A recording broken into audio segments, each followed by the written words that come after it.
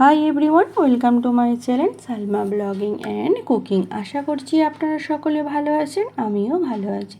আজকে আপনাদের সাথে রমজানের স্পেশাল ইফতারের জন্য নিয়ে চলে এলাম ফুলকপির পাকোড়া আর সাথে ধনেপাতার চাটনি। তো কীভাবে এই দুটো রেসিপি বানালাম সেটা আপনাদের সাথে শেয়ার করব, চলুন তাহলে।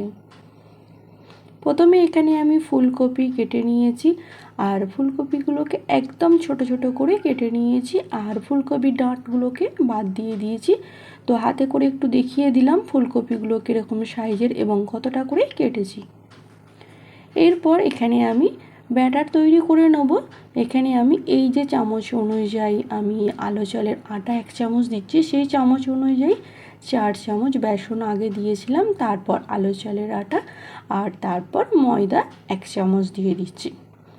এরপর কালো জিরে অল্প করে ছড়িয়ে দিলাম, স্বাদ অনুযায়ী লবণ, এরপর হলুদের গুঁড়ো 1 চামচ, লঙ্কা গুঁড়ো 1 চামচ, জিরে গুঁড়ো আর ধনে গুঁড়ো 1 চামচ, চাট মশলা 1/2 চামচ আর কাবাব মশলা 1 চামচের মতন দিলাম আর সাথে গরম মশলা 1 চামচ। তো আমি মশলাগুলো সানরাইজের মশলা দিয়েছি, আপনারা চাইলে আপনাদের যেটা সুবিধা হবে সেই অনুযায়ী দিয়ে দেবেন। এরপর সবগুলো একসাথে মিক্স করে নিলাম। নেবার পর এখানে আমি একটা ডিমকে ফেটে দিয়ে দিচ্ছি বা ফাটিয়ে দিয়ে দিচ্ছি আর ডিমটা দিয়ে ভালো করে আমি এই সবগুলোকে মিশিয়ে নেব। আর এখানে পানি দিতে হবে, তো পানিটা বলা যাবে না কতটা কি লাগবে, আপনারা ব্যাটারটা যেই অনুযায়ী বানাবেন সেই অনুযায়ী এখানে পানি দেবেন। তবে আমার এখানে 1/2 গ্লাসের মতন পানিটা লেগেছিল, আমি 1/2 গ্লাসের মতন পানিটা দিয়ে ভালো করে ফেটে ফেটে ব্যাটারটাকে তৈরি করে নিলাম।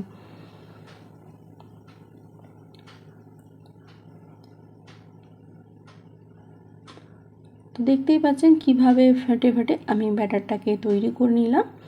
আর ব্যাটারটা কতটা পাতলা কি কতটা ঘনত্ব সেটাও একটু কাছ থেকে দেখিয়ে দিলাম। তো এইভাবে ব্যাটারটা তৈরি হয়ে যাওয়ার পর এখানে আমি ফুলকপিগুলো দিয়ে দিচ্ছি, দিয়ে ভালো করে সবগুলো মিক্স করে নেব। করে নিয়ে এটা আমি প্রায় আধ ঘন্টার মতন এইভাবে রেখে দেব। তবে আপনাদের হাতে যদি সময় থাকে আধ ঘন্টার মতন অতি অবশ্যই রাখবেন, তবে এই পাকোড়াটা খেতে ভালো হবে, একদম নরমও হবে, মচমচেও হবে। আধ ঘন্টার মতন কমসে কম এটা ঢাকা দিয়ে রেখে দেবেন। আধ ঘন্টা পর আপনাদের দেখাচ্ছি।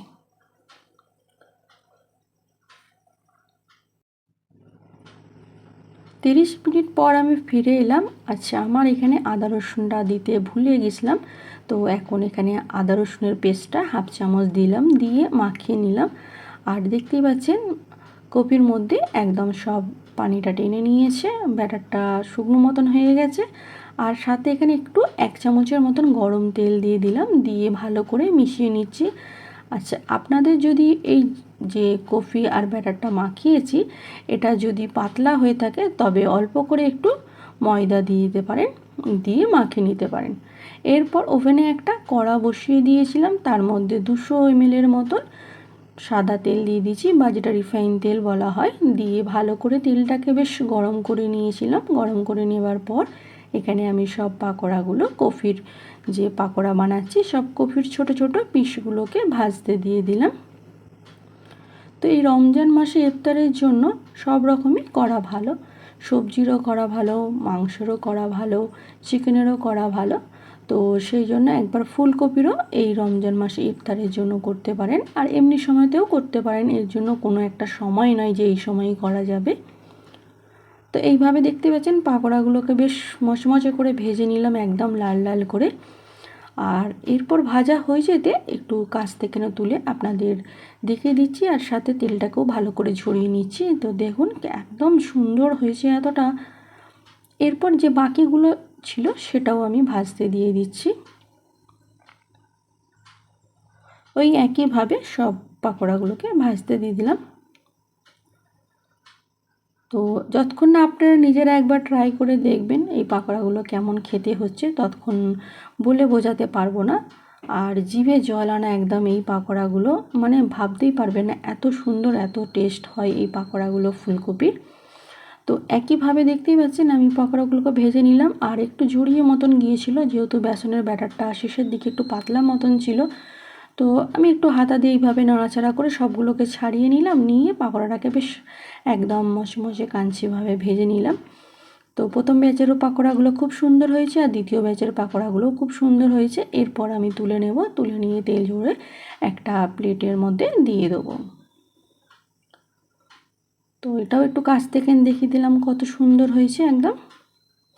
এরপর এখানে আমি প্লেটে সার্ভ করে নিলাম। আর সাথে যে আমি ধনেপাতার চাটনিটা বানিয়েছি সেটাও এবার আপনাদের দেখাবো কিভাবে এই ধনেপাতার চাটনিটা বানিয়েছি।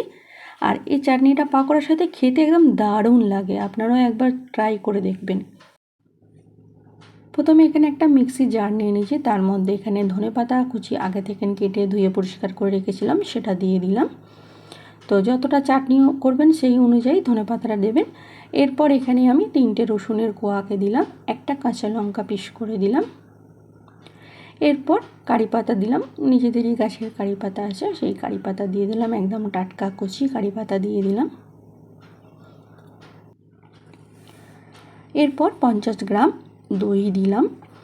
তো আপনাদের হাতের কাছে যদি পুদিনা পাতা থাকে তো পুদিনা পাতাও দিতে পারে, তো আমার কাছে ছিল না বলে আমি দিলাম না। এরপর স্বাদ অনুযায়ী লবণ দিলাম, আর 1 চামচ চিনি দিলাম, যাতে এটা টক মিষ্টি দুটোই লাগে।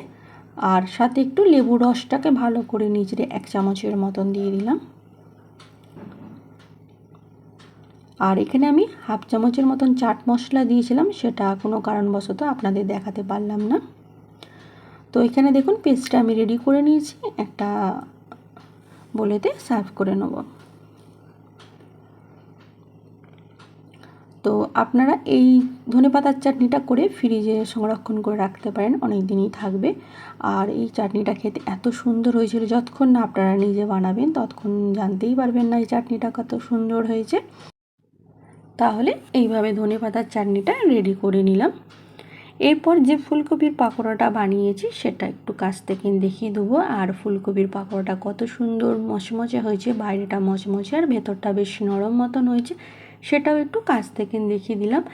আর এই ফুলকপির পাকোড়াটা ধনেপাতার চাটনি দিয়ে এত সুন্দর লাগে, ব্যাপক লাগে। আপনারা একবার ইফতারেতেও বানান, আর এমনি গরমের সময়তেও পাকোড়া এরকম বানাতে পারেন।